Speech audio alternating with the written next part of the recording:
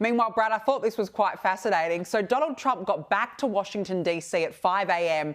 after a 22-hour day in pursuit of peace in Alaska, and then he was out on the golf course by noon. I mean, how does the man do it?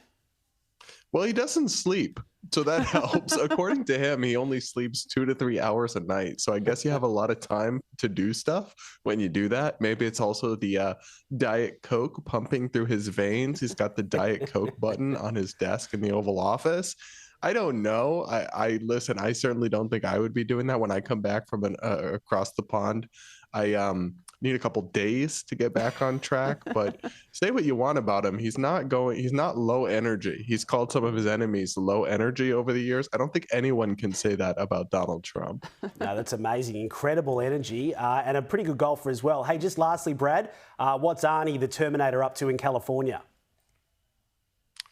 So he's upset now about gerrymandering in California and in Texas. There's basically this big back and forth that's going on where in Texas, Republicans are planning on doing mid-decade gerrymandering, which is redrawing the legislative districts to give yourself more seats in Congress by kind of choosing your voters.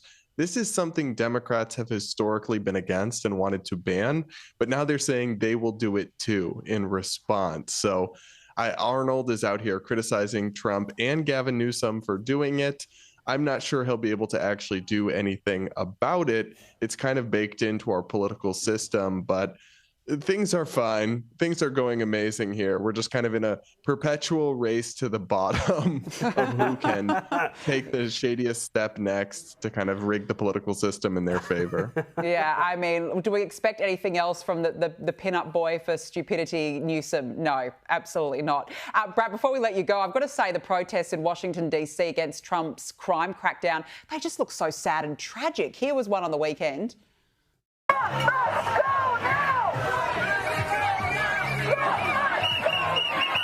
Look, they've got the whistles out. I just feel like they're having a meltdown over this. Why are they so angry about a crackdown on law and order? Yeah, it's interesting these same crowds didn't come out when people I personally know who work in D.C. were brutally attacked and stabbed in random attacks by people who had just been released by local officials after being arrested the day before. Funny how that didn't draw the same crowd.